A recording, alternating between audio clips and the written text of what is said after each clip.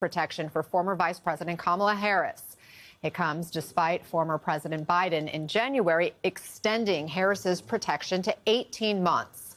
This move is just the latest removal of protection by President Trump, including his former national security advisor, John Bolton, his former Secretary of State, Mike Pompeo, as well as Biden's two adult children, Hunter and Ashley. And joining us now to discuss this and more is Maura Gillespie, former advisor to Speaker John Boehner, and former New York Democratic Congressman and senior advisor for Vote Vets, Max Rose.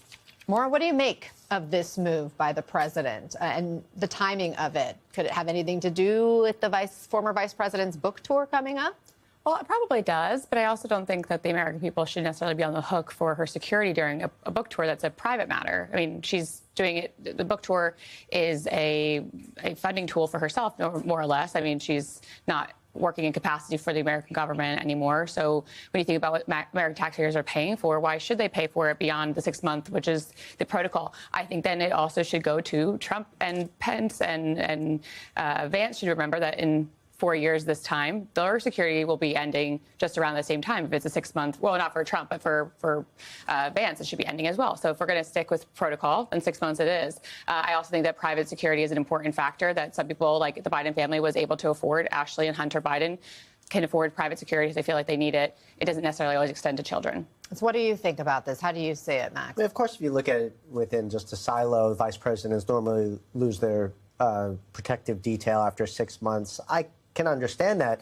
That's not what's going on here. For 4 years, Vice President Biden authorized protection for Mike Pompeo, an individual who actively campaigned against Joe Biden, an individual that spoke at the Republican National Convention against Joe Biden, but he knew that the threats against him were legitimate. This was a man in an administration that always put doing the right thing above politics. The Trump administration is exactly the opposite. They'll go after their political enemies with their own party and certainly will go after their political enemies across the aisle and use any tool at their disposal, even if it put people's lives at risk and their families. So this is just one of the kind of latest controversial moves we've seen by this president. And now California Governor Gavin Newsom is releasing a statement saying, quote, "The safety of our public officials should never be subject to erratic, vindictive political impulses."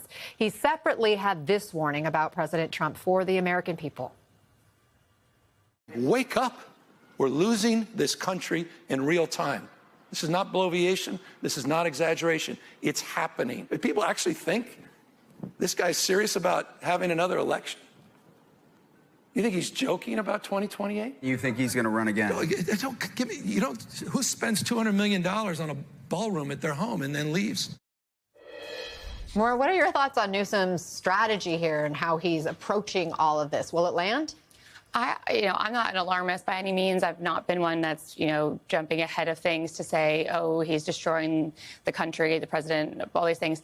I do think there are some things that the Trump administration has done and that Trump himself is doing that may be hard for us to dial back from. The amount of executive overreach, something that Republicans should be looking at and saying, how are we going to claw that back when we no longer have power? You may not be able to. And so I do think that there are genuine concerns of what Newsom is saying may actually resonate with people who recognize that the Trump's interviews where he talks about a third term isn't just a joke. It is not very funny. And when you see the redistricting planning and some of the ways that he goes about things, you're wondering, how will he? We barely got him out of the White House the first time. He did not want to leave. January 6th committee talked about staffers who heard him say, who's actually going to make me leave here? So what happens in 3.5 years from now? Will he leave? And so I think that Newsom's bringing up a concern that a lot of people probably haven't said out loud, but they're wondering. Congress